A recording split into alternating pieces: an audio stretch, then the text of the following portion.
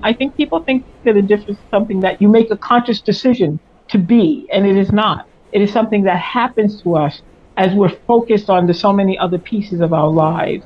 In the very background of our thinking are these little teeny narratives that keep telling us that we are different, that we don't have to care about that person, or why would I go sit in a jail with people who are incarcerated? They're not like me. So these little stories that we have in the back of our minds are still sitting there. They are helping indifference ferment.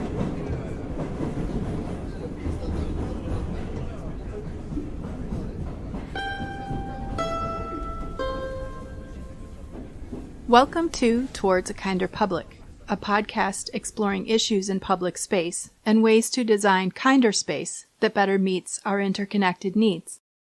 I'm Kevin Castle, and along with Annie Chen, we are Kinder Public. Today's episode is belonging and absence in public space, and the first half of our conversation with Reverend Peaches Gillette. Reverend Gillette is a published poet, a prison chaplain, a diversity and race relations consultant, a school board member, and an educator. She lives in Ithaca, New York. In her writing, Reverend Gillette has shared vivid stories of her childhood in Park Slope, Brooklyn, of summers spent writing in the woods of Vermont, of personal experiences of racism, of devastating loss and heartbreak, of bringing light into dark places, and the potential of love. The theme that winds through these stories is the conviction that our presence is a powerful invitation to action. In Promises to Keep, Wading the Waters of Belonging, she writes, "In this individualistic society, we forget that we are truly defined by our time here together and defined by one another. And without one another, we would not know who we were. Our sense of self, both negatively and positively, is constructed by our relationships from the time we are born. We know this, we see it. It is actually quite beautiful, this belonging to one another, this seamlessly drifting into the need to belong and have another belong to us. To be thoughtful, to think of others, and to wish and do them well." We will talk about her ideas of public space, race, equity, and inclusivity today, with Kinder Public's purpose in mind to encourage kinder and more inclusive public space. We share this conversation with the Reverend Peaches Gillette. Thank you for being here. It seems to me that the first step in thinking about improving public space for all is to acknowledge that not all people are accessing it equally. There is a spectrum of entitlement to access of public space, and there seems to be a corresponding spectrum of belonging. Every hardship in the ability to access public space is potentially contributing to an absence of some kind. But what about inclusion? You have spoken on the subject of belonging. Can you share thoughts about the experience and feeling of belonging? What does belonging mean? I started looking at the sense of belonging as almost the feeling embraced by a certain kind of love, and being embraced, and that love spreading out into, like, you mean something to me. I need to have you in my life, and those kind of things. And that's what belonging started meaning to me. We have specific expectations in certain types of relationships that have their own value and their own space. And when you remove one, it's almost like that game Jenga. If you pull a block out, the foundation starts crumbling. So in contrast to belonging, how do we identify and understand absence? And how can we think about the human costs of exclusion in our communities? I was talking to someone today, and I used the expression to cross bridges, or to build bridges, I used. And then I thought, you know what, the truth of the matter is the bridges are actually there. It's just a matter of crossing them. And I think that, the feeling of being absent, to me, I'm doing this project with regard to going into rural communities and finding out what it's like to be poor farmers on small farms and things like that. And I think the absence to me has very much to do with this way that we are indifferent to the meaningfulness of that other person or that other group. And for me, it creates an absence for them, and it creates an absence for us that we're losing out. So the idea of absence represents to me the idea of just of simply not just marginalizing people, but marginalizing them to the degree that we forget that they even exist. So it's just pushing them out.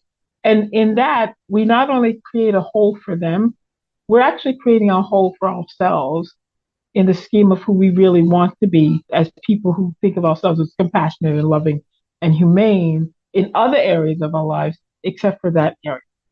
So we're leaving ourselves lacking a sense of being whole without sometimes knowing it. But sometimes even when you don't know something, you act upon it anyway. And you can feel the lack of wholeness, even if you can't put your finger on what That's right. may be That's causing exactly it. right. Yeah. That's really interesting. In 2019, you organized a trip called The Seminar on Wheels, A History of Slavery and Racial Injustice, which took an interracial, interfaith, and intergenerational group of 29 people on an 8-day bus trip to sites that would help expand their understanding of oppression and racial injustice.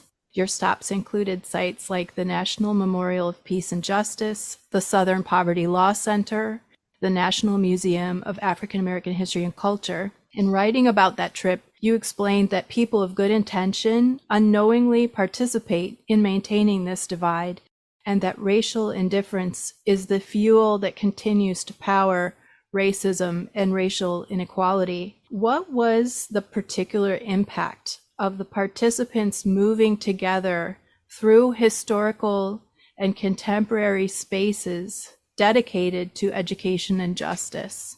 And are there collective or individual experiences from the spaces you visited that you would like to share? Yes. The trip itself was actually organized by the First Presbyterian Church up in Ithaca.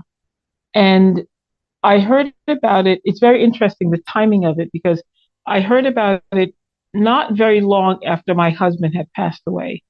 And I was in the state of experiencing, obviously, a great loss. And again, a lack of feeling like I belong, because that's a primary source of feeling like you belong, to have somebody in your life, especially. And so I decided to go on this trip because it's a way that I clear my mind whenever I'm struggling with something. Going away from my home base and kind of putting myself out in the world is a way that I can find some sort of grounding often. So I went on this trip, and I think there were over 23 people there. There were probably, out of that number, there were probably 3 or 4 people of color. And that's just the demographic makeup of Ithaca. So you'll often be in situations that way.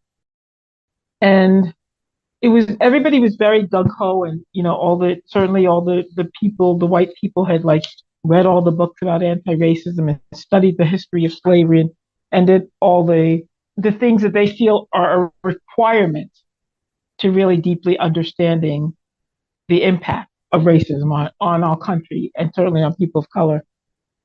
What is often missing in that way of kind of gathering information about the quote unquote other is the relationship and the intimate understanding of the details of somebody's life from their day-to-day existence, not just from the overall perspective of history. And history kind of like centers on a certain group of people. And if you're only reading about that certain group of people, like if it's the rural South, that's one way of racism manifests itself. But when you're talking about the person who lives next door to you, and you don't have an understanding of that, of how racism operates in their lives every single day, then you're really selling yourself short. And even your efforts to make people feel like you care and you're including them really fall flat, because you haven't really developed the intimate relationship with them, which is how we develop friendships. We develop friendships by saying, hey, what movie do you like? And where do you like to go for dinner? And things like that. And most of the people, even nowadays, who are into anti-racism don't do that. What they do is study racism from a very abstract point of view, and they never get down to, come hang out in my house, let's have a cup of tea, let's go out for a beer, whatever it is. So they never develop intimate relationships, which really are the foundation of dispelling stereotypes when you really get to know people. I mean, I grew up in the middle of a racist neighborhood, And the people in that neighborhood who was kind of moving out of being intentionally racist simply because we knew one another, not because they read books, not because they took seminars or workshops, but because we knew one another and you grow on one another. Well, if we leave that out of the package of anti-racism, it's really not going to work as well as we think it is. And so when we went on this trip, literally everybody on that bus, most white people, had taken tons of seminars, had read tons of books, had updated themselves on every piece of information about racism. And now for them, they were going to put it into true action by really coming in the spaces where all of the worst of that kind of racism manifests itself. And that was great. And I met some really lovely people. But when they got there, when most of them got to these places, it was almost as if they were unmoved.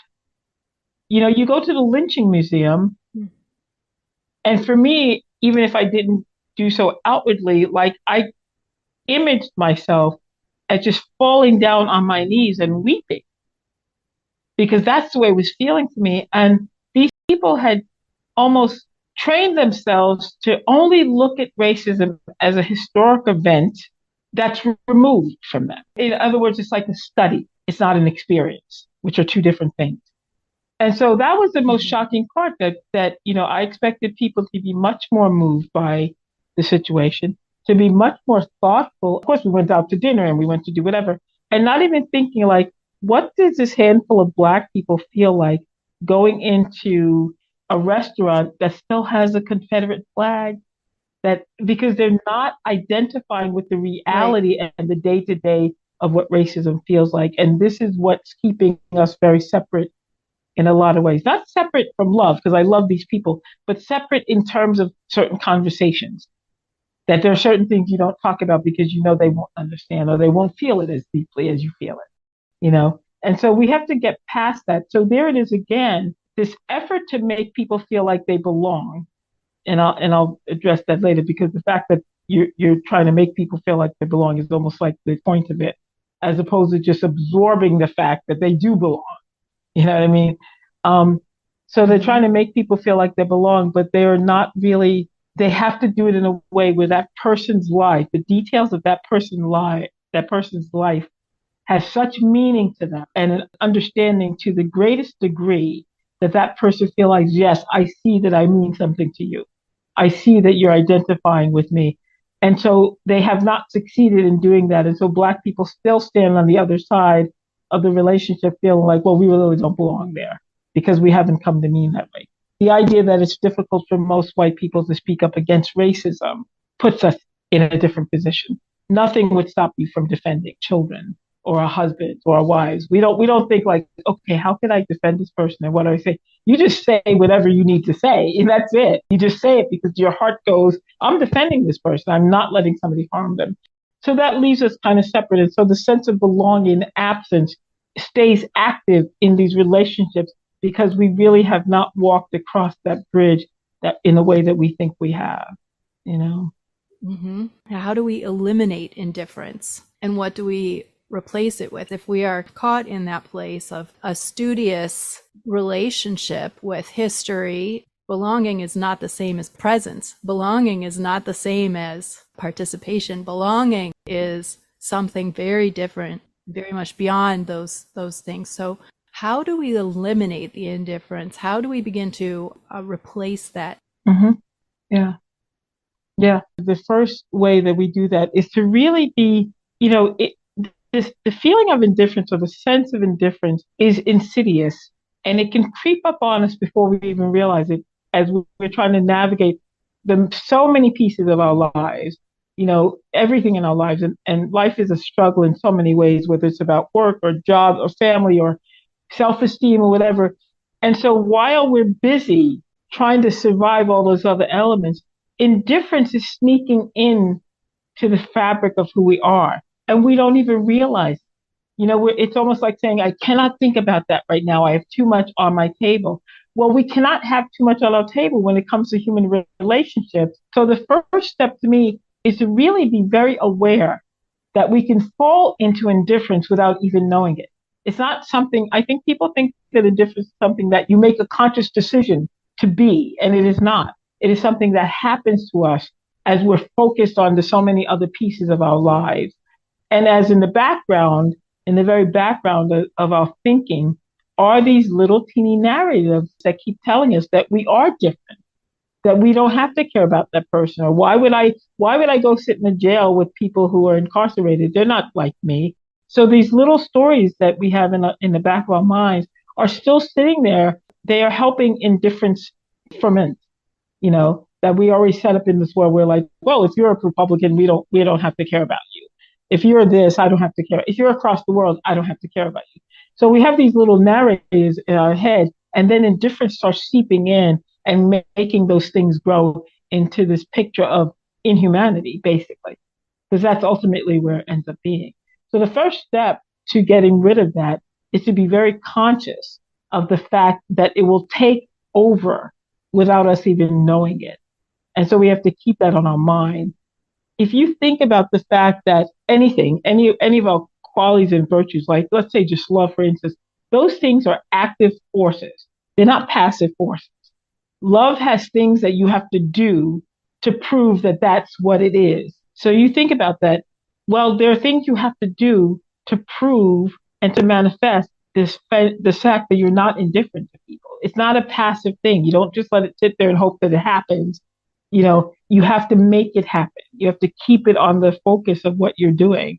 And I think most people not only don't understand that, but they get so consumed with their own life. And even they get so consumed, just for an example, complaining about injustice. And in the background of their thinking, they're allowing injustice to ferment because they're not actively working against it. They're not actively working against indifference. And while they're complaining about indifference, it's still fermenting in the back of their mind, and you have to be conscious of that. We always have to take steps and actions to keep things where we want them to be.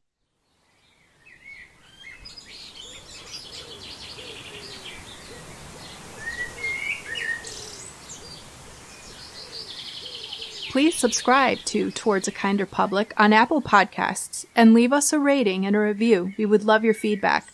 To share information about issues in public space and spaces that are doing things right, please email podcast@kinderpublic.com. Links to the guests and topics mentioned, as well as a full transcript of the conversation, are available on the podcast section of our website, kinderpublic.com. You can also visit our website to learn more about our work. I'm Kevin Castle. Our guest has been Reverend Peaches Gillette. Thanks for listening. I wish you a good week.